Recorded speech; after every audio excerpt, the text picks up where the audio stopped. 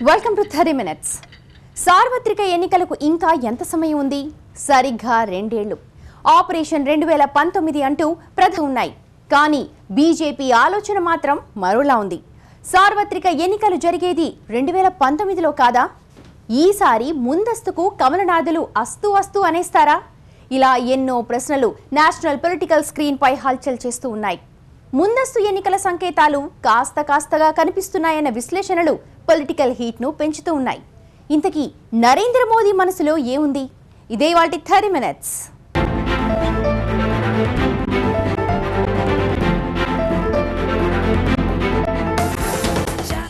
కేంద్రంలో మోదీ సర్కార్కు పూర్తి మెజారిటీ ఉంది. నడుస్తోంది ఎన్డీఏ ప్రభుత్వమే అయినా బీజేపీకి ఏ పార్టీ మద్దతు అవసరం లేని విధంగా 2014లో ప్రజలు తీర్పిచ్చారు. అంత బలమైన ప్రభుత్వం ఉన్న వేళ ముందస్తు ఎన్నికల గురించి కమలనాథులు ఆలోచించే అవకాశం అసలుందా? ఈ దిశగా జరుగుతోన్న చర్చలో వాస్తవం ఎంత?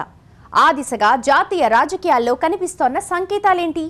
అదే సమయంలో వన్ ఇండియా వన్ ఎలక్షన్ కు సంబంధించి బీజేపీ సీరియస్ గా చేస్తోన్న కసరత్తును ఎలా చూడాలి? ముందస్తు ఎన్నికలు ఇప్పుడు నేషనల్ పొలిటికల్ స్క్రీన్ పై సాగుతోన్న హాట్ డిస్కషన్ ఇది. 3 దశాబ్దాల తర్వాత దేశ ప్రజలు కేంద్రంలో ప్రభుత్వాన్ని ఏర్పాటు చేయడానికి అవసరమైన పూర్తి మెజార్టీనిస్తూ తీర్పిచ్చారు. కేంద్రంలో నడుస్తోంది ఎన్డీఏ సర్కారే అయినా బీజేపీకి పూర్తి మెజార్టీ ఉంది. ఇంకా సార్వత్రిక ఎన్నికలకు 2 ఏళ్ల సమయం ఉంది. ఈ నేపథ్యంలో ఒక్కసారిగా ముందస్తు ఎన్నికల కేంద్రంగా సాగుతోన్న చర్చను ఎలా చూడాలి?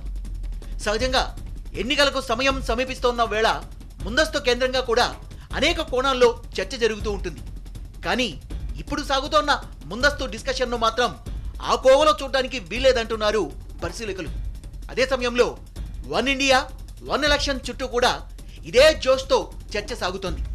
అటు బీజేపీ కూడా వన్ ఇండియా వన్ ఎలక్షన్ గురించి గట్టిగా మాట్లాడుతోంది. దీంతో అటు ముందస్తు ఎన్నికలు, ఇటు దేశవ్యాప్తంగా లోక్సభ, అన్ని రాష్ట్రాల అసెంబ్లీలకు ఒకేసారి ఎన్నికలు, ఈ 2 అంశాల చుట్టూ దేశ రాజకీయాలు కాస్తగా వేడెక్కుతున్నాయి. ఏ ప్రభుత్వమైనా తాము చేస్తోన్న అభివృద్ధి కార్యక్రమాల ప్రచారానికి ప్రాధాన్యతనిస్తుంది. అందులో ఎలాంటి అతిశయోక్తి లేదు. కానీ ఈ మధ్యకాలంలో మోదీ సర్కార్ అభివృద్ధి కార్యక్రమాల ప్రచారాన్ని దూకుడుగా కొనసాగిస్తోంది. కేవలం తమ ప్రభుత్వంలో జరిగిన అభివృద్ధి కార్యక్రమాల్ని మాత్రమే కాదు, యూపీఏ ప్రభుత్వం హయాంలో మొదలై తమ హయాంలో పూర్తయిన ప్రాజెక్టుల విషయంలోనూ ఇదే తరహాలో వ్యవహరిస్తోంది. యూపీఏ హయాంలో మొదలైన చెనాని నష్రీ సొరంగం పనులు మోదీ హయాంలో పూర్తయ్యాయి. కాశ్మీర్, జమ్మూ మధ్య దూరాన్ని తగ్గించే కీలకమైన ప్రాజెక్ట్ ఇది. ఈ టన్నెల్ నిర్మాణ క్రెడిట్ అంతా తమదే అన్నట్టుగా కేంద్రం వ్యవహరించిందని పరిశీలకులు విశ్లేషిస్తున్నారు. అలానే జీఎస్టీ అమల్లోకి రావడానికి దాదాపు 15 ఏళ్ల కసరత్తు జరిగింది. దీని విషయంలోనూ కేంద్రం అదే తరహాలో వ్యవహరించింది. అలానే అంబేద్కర్ జయంతి కార్యక్రమాల నుంచి సూరత్లో మోదీ ర్యాలీ దాకా అనేక అంశాలను పరిశీలకులు ప్రస్తావిస్తున్నారు. అలానే బీజేపీ జాతీయ కార్యవర్గ సమావేశంలో మోదీ ప్రసంగం కూడా సాధారణ వేళ చేసే ప్రసంగంలా కనిపించలేదని పరిశీలకులు విశ్లేషిస్తున్నారు. ముందస్తు ఎన్నికలు వస్తాయన్న భావన చాలా కాలంగా కొనసాగుతున్నది. కేంద్రంలో ఉన్న అధికార పార్టీ నుంచి సందేశాలు అందుతున్నట్టుగా నాయకుల వెల్లడి, ప్రవర్తన, తీరు చూస్తే కనిపిస్తుంది. ముందస్తు ఎన్నికల అనే ఆలోచన వచ్చేది కాదు. మంచి పరిపాలన అంతా బాగుంది, ఎప్పుడైనా గెలుస్తామనుకొని ముందస్తు ఎన్నికలకు రావటం అంటేనే కొంత లోటుపాట్లు ఉన్నాయి, కొంత నెగటివ్ ఉంది, సానుకూలత పూర్తిగా లేదు. మళ్ళా సంవత్సరం వరకు వెళ్ళే వరకు ఆగటం ఎందుకు, ఇప్పుడే పూర్తి చేసుకుందామన్న భావన కలుగుతుందేమో. కేవలం ఈ అంశాల ఆధారంగానే బీజేపీ కేంద్రంలో ముందస్తు ఎన్నికలకు వెళుతుందా అన్న చర్చ సాగడం లేదు. 5 రాష్ట్రాల ఎన్నికల ఫలితాలు కూడా ముందస్తు దిశగా కమలనాథులు సీరియస్గా ఆలోచించే విధంగా చేస్తున్నాయని రాజకీయ వర్గాలు చెబుతున్నాయి. పంజాబ్ ఎన్నికల్లో బీజేపీ ఓటమిని ఆ పార్టీతో సహా అందరూ ఊహించిందే. దాన్ని పక్కన పెడితే అత్యంత కీలకమైన ఉత్తరప్రదేశ్ ఎన్నికల్లో రికార్డు స్థాయి విజయాన్ని కైవసం చేసుకుంది బీజేపీ. ఈ రేంజ్లో యూపీలో విజయకేతనం ఎగురవేస్తామని కమలనాథులు కూడా ఊహించలేదు. జాతీయ రాజకీయాల్ని ప్రభావితం చేసే యూపీ ఎన్నికల్లో బీజేపీ అఖండ విజయం సాధించింది. అందులోనూ నోట్ల రద్దు తర్వాత మోదీ ప్రభుత్వంపై దేశవ్యాప్తంగా తీవ్ర స్థాయిలో నిరసనలు వ్యక్తమయ్యాయి. అయినా యూపీలో ఫలితాలు మాత్రం బీజేపీ నేతలే ఆశ్చర్యపోయేలా వచ్చాయి. మొత్తం మీద ప్రజాక్షేత్రంలో తమ మీద వ్యతిరేకత లేదని యూపీ ఫలితాల తర్వాత బీజేపీ విశ్లేషించుకుంటోంది. సార్వత్రిక ఎన్నికలకు ఇంకా 2 ఏళ్ల సమయం ఉంది. ఈలోపు పరిస్థితుల్లో ఏదైనా మార్పు వచ్చి నెగిటివ్ వైబ్రేషన్స్ మొదలైతే ఖచ్చితంగా నష్టపోవాల్సి ఉంటుంది. అలాంటి సమస్య ఎదురు కాకుండా ఉండాలంటే సానుకూల వాతావరణం ఉన్న వేళ ఎన్నికల ప్రక్రియను ముగిస్తే బాగుంటుందన్న అభిప్రాయం బీజేపీ అగ్రనాయకత్వంలో ఉందని పరిశీలకులు విశ్లేషిస్తున్నారు. ఈ క్రమంలోనే ముందస్తు ఎన్నికలకు రంగం సిద్ధమవుతోందా అన్న చర్చ జోరుగా సాగుతోంది. బీజేపీ డిమానిటైజేషన్ తర్వాత కొంత డీలా పడుతుందనేటువంటి రాజకీయ పండితుల యొక్క విశ్లేషణలో 5 రాష్ట్రాల్లో జరిగినటువంటి ఎన్నికల ఫలితాలను చూసిన తర్వాత ఇవన్నీ కూడా తలకిందులైనవి వాళ్ళ అంచనాలు. మన పంజాబ్ విషయాన్ని కనుక మినహాయించినట్లయితే. తర్వాత మాయావతి లాంటి వాళ్ళు కూడా ఏం చెప్తున్నారని అంటే తిరిగి మేము కూటమిగా ఏర్పడడానికి కూడా ఓకే అని చెప్తున్నటువంటి నేపథ్యంలో ప్రతిపక్షాలన్నీ కూడా తిరిగి మళ్ళీ ఒక ప్లాట్ఫామ్ మీదకి చేరే లోపే ఎన్నికలకి ఈ ఉత్సాహంలోనే కనుక వెళ్ళినట్టయితే తిరిగి మళ్ళీ అధికారంకి రావచ్చు అనేటువంటిది ఒక ఆలోచనగా చేసినట్టయితే చేస్తుండొచ్చు. జాతీయ రాజకీయాల్లో బీజేపీ అత్యంత బలమైన పార్టీగా ఉంది. ప్రత్యర్థి పార్టీలు ఏవి కూడా face to face tough fight నిచ్చే పరిస్థితి లేదు. కాంగ్రెస్ నుంచి మొదలు పెడితే ప్రతిపక్షాలన్నీ కూడా అలానే ఉన్నాయి. ఈ వాతావరణం ఏమాత్రం చెడిపోకముందే సార్వత్రిక పోరుకు సై అంటే ఎలా ఉంటుందన్న ఆలోచన బీజేపీలో సందడి చేస్తోందని రాజకీయ వర్గాలు చెప్తున్నాయి. దేశంలో క్షేత్రస్థాయి నుంచి గట్టి పునాదులున్న పార్టీ కాంగ్రెస్. వరుస వైఫల్యాలతో ఆ పార్టీ బీజేపీకి ఏమాత్రం పోటీ ఇచ్చే పరిస్థితిలో లేదు.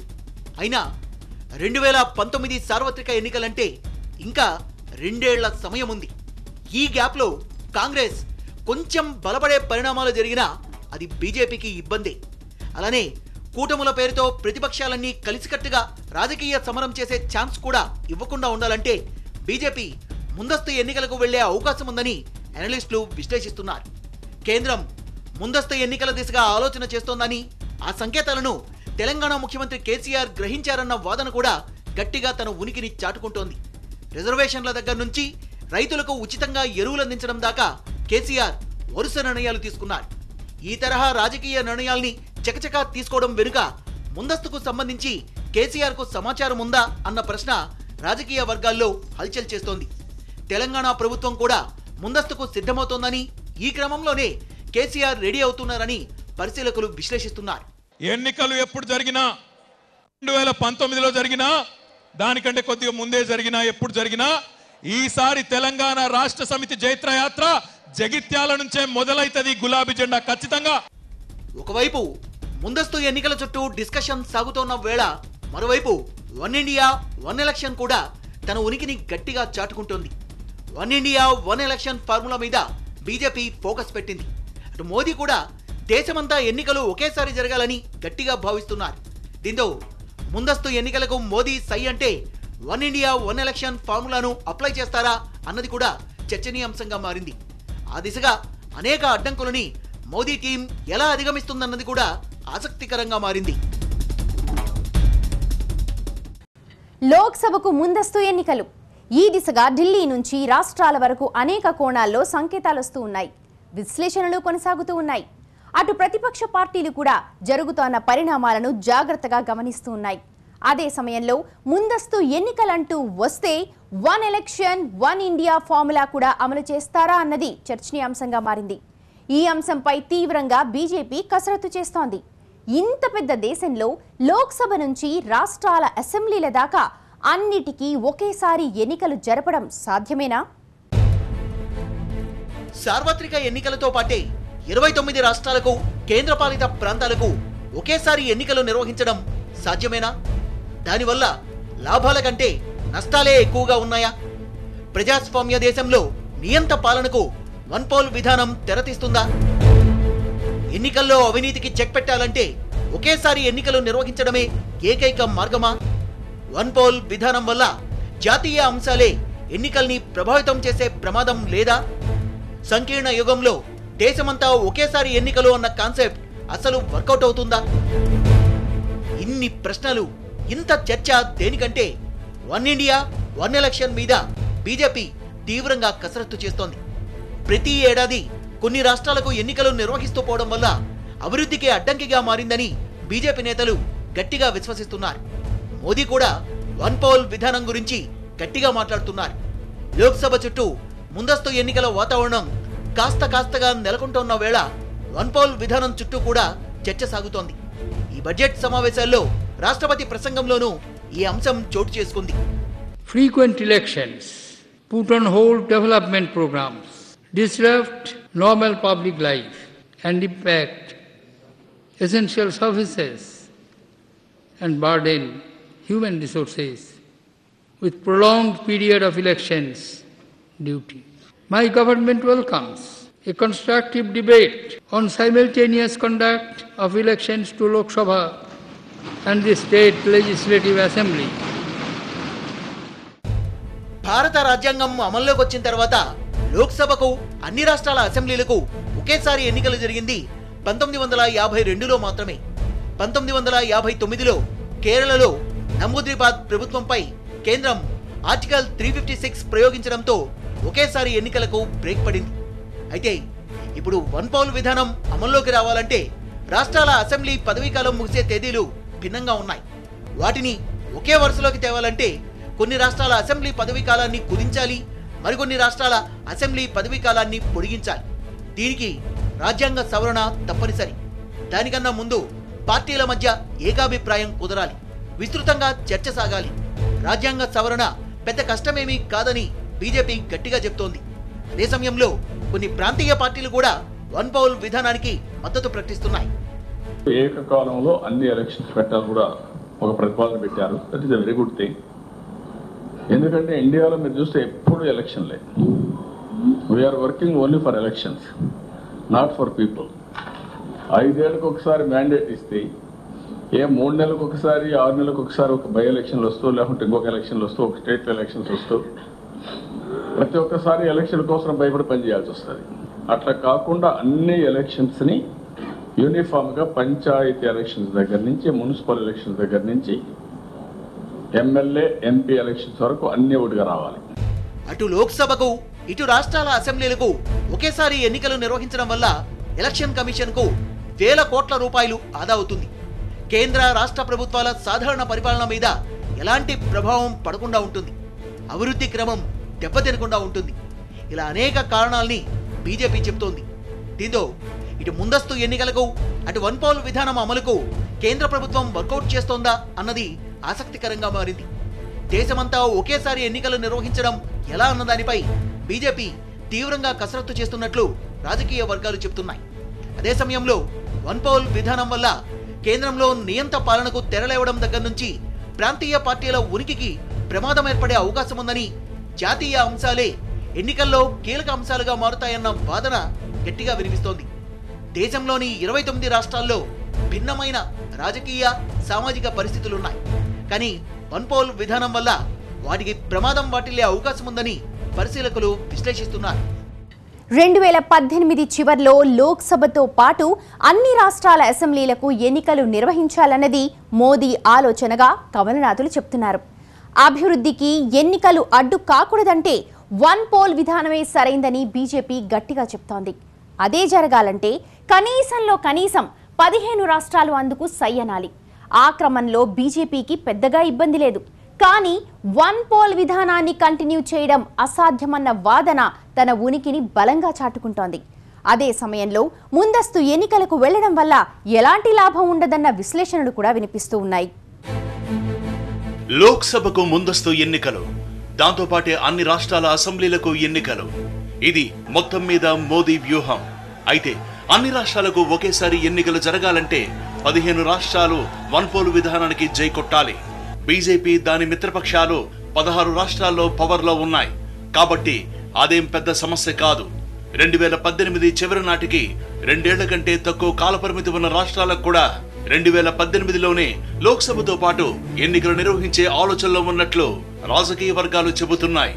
2018 చివరి నాటికి 2 ఏళ్ల కంటే ఎక్కువ కాలపరిమితి ఉన్న రాష్ట్రాల అసెంబ్లీ కాలపరిమితిని పెంచి 2023లో వన్ పోల్ విధానంలో వాటికి ఎన్నికలు నిర్వహించే ఆలోచనకు పదును పెడుతున్నారు. 2021 మే వరకు కాలపరిమితి ఉన్న రాష్ట్రాలు అసోం, కేరళ, పశ్చిమ బెంగాల్. 2022 మార్చి వరకు కాలపరిమితి ఉన్న రాష్ట్రాలు గోవా, మణిపూర్, పంజాబ్, ఉత్తరప్రదేశ్, ఉత్తరాఖండ్. ఈ అసెంబ్లీల కాలపరిమితి 2023 దాకా పెంచి అప్పుడు లోక్సభ, మిగిలిన రాష్ట్రాలతో పాటు ఈ రాష్ట్రాల అసెంబ్లీలకు కూడా ఎన్నికలు నిర్వహిస్తే తప్ప వన్ పోల్ విధానం అమలు కుదరదు. మొత్తం 16 లోక్సభల్లో మధ్యలోనే ఎన్నికలకు వచ్చిన ఘటనలు కొన్ని. అధికారం చేపట్టిన 13 రోజులకే కేంద్ర ప్రభుత్వం కూలిపోయిన అనుభవం కూడా మనకుంది. అలాంటి పరిస్థితి వన్ పోల్ విధానం అమల్లో ఉన్నప్పుడు జరిగితే మళ్లీ 29 రాష్ట్రాలకు, కేంద్రపాలిత ప్రాంతాలకు కూడా ఎన్నికలు నిర్వహించాల్సి వస్తుంది. అంటే కేంద్ర ప్రభుత్వం మధ్యలోనే ఎన్నికల వైపు చూసినా లేదా ప్రభుత్వం పడిపోయినా 5 ఏళ్ల సమయం పూర్తి కాకుండానే అన్ని రాష్ట్ర ప్రభుత్వాలు తిరిగి ఎన్నికలకు పోవాల్సిందే. ఇది రాజ్యాంగ స్ఫూర్తికి విరుద్ధమైన అంశమే. అలానే ఏదైనా ఒక రాష్ట్రాల్లో ఇదే పరిస్థితి తలెత్తినా మళ్లీ లోక్సభకు, మిగిలిన రాష్ట్రాలకు ఎన్నికలు నిర్వహించక తప్పదు. ప్రధానంగా ఇక్కడే వన్ పోల్ విధానం వల్ల కొన్ని లాభాలున్నా మొత్తం వ్యవస్థను గందరగోళంలోకి నెట్టే వీలు కూడా ఉందని నిపుణులు విశ్లేషిస్తున్నారు. మరోవైపు అసలు మోదీ ప్రభుత్వం ముందస్తు ఎన్నికలకు వెళ్లడం వల్ల చాలా ప్రయోజనాలను ఆశిస్తోందని, కానీ ఇప్పటిదాకా ముందస్తుకు వెళ్లి లాభపడిన చరిత్ర పెద్దగా దేశంలో లేదని పరిశీలకులు విశ్లేషిస్తున్నారు.